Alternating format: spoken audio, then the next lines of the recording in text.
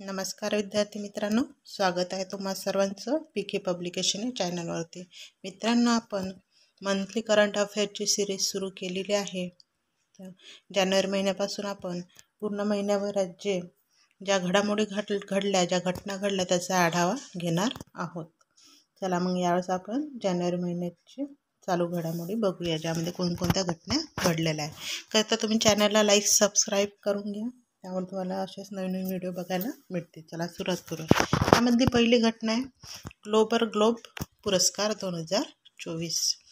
याची सुरुवात झाली होती 1944ला आणि यावर्षी जी ग्लोब पुरस्कार जो आयोजित करण्यात आला तो अमेरिका या ठिकाणी करण्यात आला. हा 81व्या क्रमांकाचा पुरस्कार होता, आयोजन होतं. यामध्ये सर्वाधिक 5 पुरस्कार ओपेनहायमर चित्रपटाला मिळाले. यामध्ये सर्वोत्कृष्ट चित्रपट होता ओपेनहायमर. सर्वोत्कृष्ट अभिनेता होता सिलियन मर्फी. सर्वोत्कृष्ट अभिनेत्री होती लिली ग्लॅडस्टोन. सर्वोत्कृष्ट दिग्दर्शक क्रिस्टोफर नोलन. सर्वोत्कृष्ट विनोदी चित्रपट ठरला यामध्ये पुअर थिंग्स. यावर प्रश्न येऊ शकतात. ग्लोब पुरस्काराची सुरुवात कधी झाली तर 1944ला झाली. यावर्षी कुठे आयोजन करण्यात आलं त्याच्यात अमेरिकेला. आणि सर्वाधिक पुरस्कार कोणत्या चित्रपटाला मिळाले ते सर्वाधिक 5 पुरस्कार ओपेनहायमर या पुरस्काराला मिळाले. तर तसेच यावर देखील प्रश्न येऊ शकतात. यानंतरची घटना बघूया. प्रधानमंत्री राष्ट्रीय बाल पुरस्कार 2024. दरवर्षी 15 ते 18 वर्ष वयोगटातील बालकांना त्यांच्या असामान्य कामगिरीसाठी प्रधानमंत्री राष्ट्रीय बाल पुरस्कार प्रदान केले जातात. यावर्षी या पुरस्कारासाठी 19 मुलांची निवड करण्यात आली. त्यातील 9 मुले आणि 10 मुलींचा समावेश आहे. महाराष्ट्रातील नंदुरबार जिल्ह्याचा आदित्य ब्राह्मणे याला मरणोत्तर प्रधानमंत्री राष्ट्रीय शौर्य पुरस्कार प्रदान करण्यात आला. आदित्यने आपल्या चुलत भावाचा जीव वाचवण्यासाठी आपला प्राण गमावला. राष्ट्रपती द्रौपदी मुर्मू यांच्या हस्ते राष्ट्रीय शौर्य पुरस्कार प्रदान करण्यात आला. यानंतरची घटना आहे दलजीत सिंग चौधरी. वरिष्ठ IPS अधिकारी दलजीत सिंग चौधरी यांची सशस्त्र सीमा बल SSB च्या पदी नियुक्ती करण्यात आली. त्यांचा कार्यकाल आहे 30 नोव्हेंबर 2025 पर्यंत राहणार आहे. म्हणजे आणखी 1.5 वर्ष त्या या पदावर राहणार आहे. यापूर्वी रश्मी शुक्ला ह्या SSBच्या महासंचालक होत्या, ज्या प्रथम महाराष्ट्राच्या महिला पोलीस महासंचालक बनलेल्या होत्या. त्या याच्या आधी या पदावर होत्या. आता आहे दलजीत सिंग चौधरी. नंतरची घटना आहे जपानचे स्लिम मून यशस्वी चाचणी. जपानने या मिशन जे मून मिशन आहे हे 19 जानेवारी 2024ला यशस्वी केलं आणि त्याचं प्रक्षेपण केलं होतं 7 सप्टेंबर 2023ला. याचं नाव आहे स्लिम, SLIM स्लिम, म्हणजे smart lander for investigation moon. जशी भारताची इस्रो अवकाश संस्था आहे तशी जपानची अवकाश संस्था आहे जाजा. जपान हा चंद्रावर यान उतरवणारा जगातला 5वा देश ठरला आहे. पहिला आहे अमेरिका, दुसरा रशिया, तिसरा चीन, चौथा भारत आणि 5वा जपान. जपानने चौथ्या प्रयत्नामध्ये हे यश मिळवलेलं आहे. जपानने 3 वेळा प्रयत्न केले, त्यामध्ये त्यांना यश आलं नाही आणि चौथ्यांदा त्यांना यामध्ये यश आलं. ज्या ठिकाणी हे यान उतरवण्यात आले त्या लँडिंग साईटला शिओली क्रेटर या नावाने हे नाव देण्यात आले. चंद्रावर हा सर्वाधिक अंधार असलेला परिसर आहे. मेयर नेक्टॅरिस या लँडिंग साईटला चंद्राचा समुद्र असे म्हणतात. मेयर नेक्टॅरिसला चंद्राचा समुद्र असे म्हणतात. IMP आहे, येऊ शकते. जपानची अवकाश संस्था कोणती? जाझा. जपान कितवा देश ठरला चंद्रावर यान उतरवण्याला? तर 5वा. पहिला कोणता? अमेरिका. दुसरा रशिया. तिसरा चीन. चौथा भारत आणि 5वा जपान. नंतरची घटना आहे स्वदेशी असॉल्ट रायफलचा, जी रायफल आहे उग्रम, ती तयार करण्यात आली आहे. देशाची पहिली स्वदेशी रायफल कोणती? तर उग्रम, लक्षात ठेवा. आणि हिचे जे विकसित केली आहे, हिला जे तयार केली आहे ती स्वदेशी म्हणजे आपल्या देशातच तयार केली आहे आणि आपल्याच मटेरियलने तयार केलेली आहे. ती पुण्यातील शस्त्रास्त्र संशोधन आणि विकास आस्थापनाने तयार केली आहे. याचे संचालक कोण आहे? ए राजू आहेत.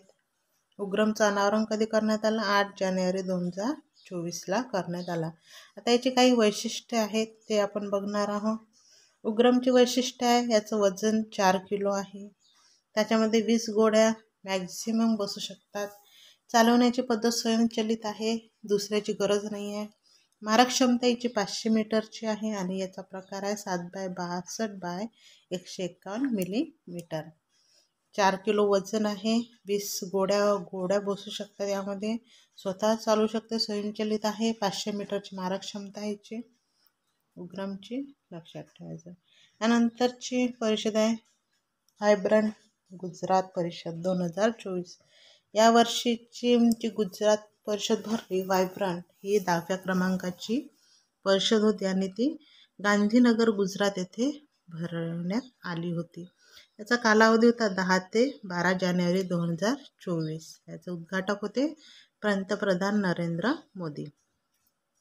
प्रमुख पाहुणे होते शेख मोहम्मद बिन झायद अल नाह्यान, जे UAEचे अध्यक्ष आहेत.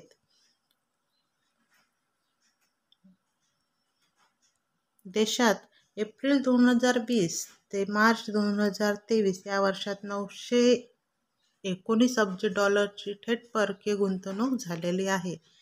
ही जी मूळ संकल्पना आहे, ही आहे नरेंद्र मोदींची, जेव्हा ते गुजरातचे तत्कालीन मुख्यमंत्री होते. आणि या परिषदेची सुरुवात 2003 मध्ये झालेली आहे. या परिषदेची थीम आहे gateway to the future. Gateway to the future ही या परिषदेची थीम आहे. कोणती? व्हायब्रंट परिषदेची थीम म्हटलं तर याची थीम आहे गेटवे टू द फ्युचर. याच्याविषयी थोडक्यात माहिती म्हटलं तर हा द्वैवार्षिक गुंतवणूकदारांचा जागतिक व्यवसाय कार्यक्रम आहे, जो गुजरात राज्यात आयोजित केला जातो. भारतीय अर्थव्यवस्था 2047 पर्यंत विकसित श्रेणीत जाऊन 30 लाख कोटी डॉलरचा टप्पा गाठेल आणि आर्थिक वर्ष 2027 ते 28 पर्यंत ती जगातील 3 क्रमांकाची अर्थव्यवस्था बनेल, असे मत अर्थमंत्री निर्मला सीतारामन यांनी मांडले. म्हणजे 27 ते 28 पर्यंत भारतीय अर्थव्यवस्था ही जगातली 3ऱ्या क्रमांकाची अर्थव्यवस्था बनेल, असं आपल्या अर्थमंत्र्यांचं म्हणणं आहे. त्यानंतर पद्म पुरस्कार 2024. या वर्षीचे जे पद्म पुरस्कार देण्यात आले ते 132 जणांना. ओके,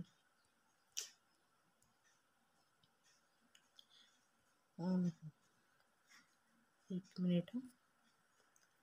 या वर्षीचा जो पद्म पुरस्कार देण्यात आला तो 132 जणांना देण्यात आला.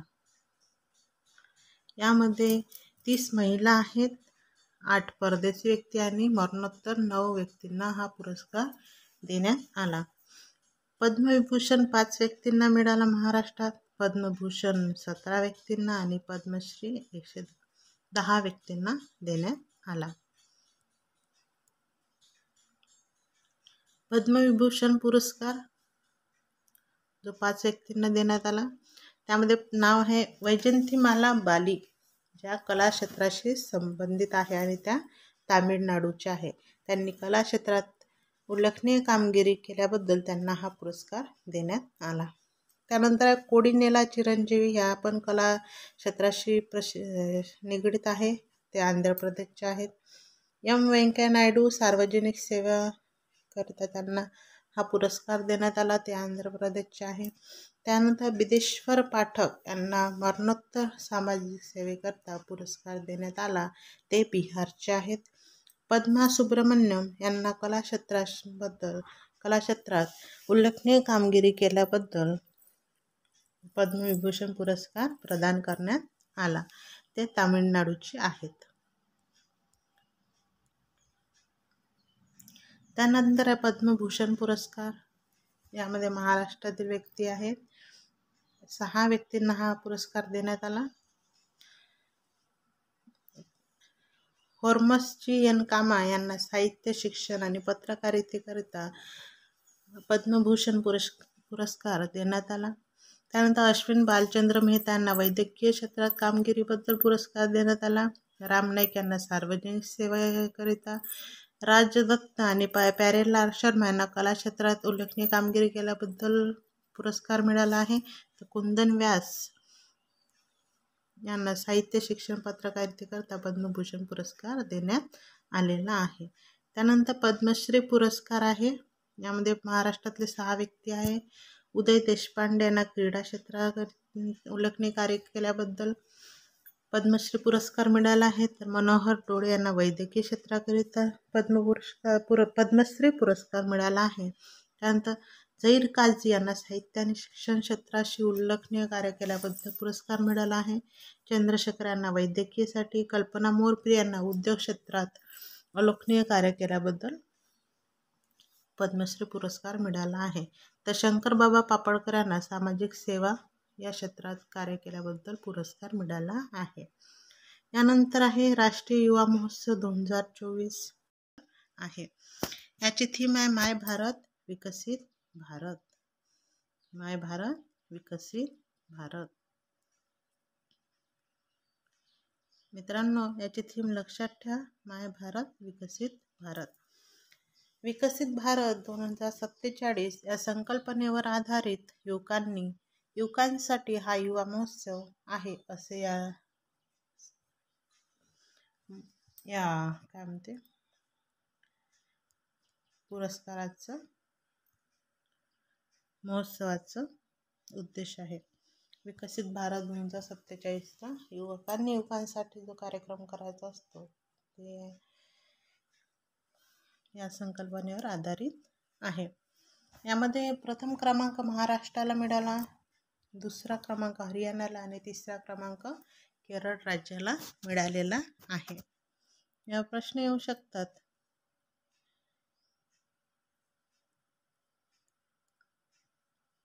ते बघून घ्या. त्यानंतर विश्व मराठी संमेलन 2024. विश्व मराठी संमेलन हे यावर्षीचं 2ऱ्या क्रमांकाचं संमेलन आहे, जे 27 ते 29 जानेवारी 2024ला नवी मुंबई येथे आयोजित करण्यात आलं आणि याचे आयोजन हे महाराष्ट्र शासन करतात. संमेलनाची मध्यवर्ती संकल्पना आहे मराठी भाषेची वैश्विक व्याप्ती करणे, म्हणजे जगात मराठी भाषेची व्याप्ती, तिची वाढ करणे हे याचं मध्यवर्ती संकल्पना आहे. याकरता महाराष्ट्र शासनाने 10 कोटी रुपये मंजूर केलेले आहेत आणि मराठी भाषा विभाग मंत्री कोण आहे? दीपक केसरकर. हे पण लक्षात ठेवा मित्रांनो, मराठी भाषा विभागाचे मंत्री कोण आहे? दीपक केसरकर असे विचारू शकतात. आणि यासाठी राज्य शासनाने किती पैसे मंजूर केले हा पण प्रश्न विचारू शकतात. तर 10 कोटी रुपये मंजूर केले. या संमेलनात कोणीही अध्यक्ष नसून मुख्यमंत्री, उपमुख्यमंत्री, मराठी भाषा विभागाचे मंत्री प्रमुख अतिथी म्हणून उपस्थित होते. तर यानंतरचे आहे एक्स्पोसॅट यशस्वी प्रक्षेपण. एक्स्पोसॅट या उपग्रहाचं यशस्वी प्रक्षेपण 1 जानेवारी 2024ला झाले. तर हे जे प्रक्षेपण आहे हे आंध्र प्रदेश येथील सतीश धवन अवकाश केंद्र श्रीहरिकोटा येथून करण्यात आलेले आहे. उपग्रहाचे नाव आहे एक्स्पोसॅट, एक्स रे पोलारिमीटर सॅटेलाइट. याचं प्रक्षेपण केलेलं आहे PSLV-C58 याद्वारे. याचा उद्देश आहे कृष्णविवराचा शोध घेणे. अवकाशातील कृष्णविवर आहे त्यांचा शोध घेणे. कृष्णविवराच्या अभ्यासासाठी अवकाशात सोडलेला एक्सपोसॅट ही भारताची पहिली आणि जगाची दुसरी मोहीम आहे. कृष्णविवराच्या अभ्यासासाठी जगातील पहिली मोहीम कोणती? तर पहिली मोहीम ही अमेरिका देशाची आहे, जी 2021 मध्ये त्यांनी काढली होती. आणि भारताची आहे 2024ची दुसरी मोहीम आहे. नंतरची घटना बघूया आपण. दावोस परिषद 2024 ही यावर्षी 54व्या क्रमांकाची परिषद होती, जी स्वित्झर्लंडमध्ये दावोस परिषद ही 2024 ही यावर्षी 54व्या क्रमांकाची परिषद होती, जी जागतिक आर्थिक मंच म्हणजे WEF द्वारे आयोजित केली जाते. यावर्षी ती 15 ते 19 जानेवारी दरम्यान पार पडली. या वर्षीचा मुख्य विषय होता विश्वास पुन्हा संपादन करणे. या 2024चा मुख्य विषय होता विश्वास पुन्हा संपादन करणे. दावोस परिषदेचा विषय विश्वास पुन्हा संपादन करणे. दावोस परिषदेची ओळख म्हटली तर भौगोलिक ओळख म्हटल्यानंतर त्यात येते स्वित्झर्लंडमधील आल्प्स पर्वतरांगेतील लोकप्रिय स्की रिसॉर्ट. ही परिषद दरवर्षी आयोजित केली जाते. याची सुरुवात झाली होती 1971ला. याचं जे मुख्यालय आहे, दावोस परिषदेचे मुख्यालय हे स्वित्झर्लंडमध्ये कॉलोनी या ठिकाणी आहे. याचं ब्रीदवाक्य आहे जगाची स्थिती सुधारण्यासाठी कटिबद्ध. जगाची स्थिती सुधारण्यासाठी कटिबद्ध आहोत अशी याचे ब्रीदवाक्य आहे. हे स्थापन करण्याचा हेतू कोणता होता? तर जागतिक स्तरावर राजकीय, आर्थिक, सामाजिक मुद्द्यांवर सहकार्य वाढावे हे यामागचा उद्देश होता किंवा हेतू होता. या परिषदेला मुख्यमंत्री एकनाथ खडसे आणि उद्योग मंत्री उदय सामंत उपस्थित होते. यानंतर बघूया आपण ज्ञानोबा तुकाराम पुरस्कार 2023. ज्ञानोबा तुकाराम पुरस्कार राज्य शासनाद्वारे दिला जातो आणि यावर्षी आणि याची सुरुवात 2018 पासून करण्यात आली आहे. याचं स्वरूप आहे 5 लाख रुपये रोख बक्षीस. आणि याचा पहिला पुरस्कार कोणाला देण्यात आला ते तुम्ही मला कमेंट करून सांगा. पहिला ज्ञानोबा तुकाराम पुरस्कार कोणाला मिळाला ते तुम्ही मला कमेंटद्वारे सांगा. संत साहित्यावर लेखन तसेच संतांना अभिप्रेत मानवतावादी कार्य करणाऱ्या महनीय व्यक्तींना पुरस्कार हा दिला जातो. मला याचा आन्सर सांगा. पहिला पुरस्कार कोणाला मिळाला ते.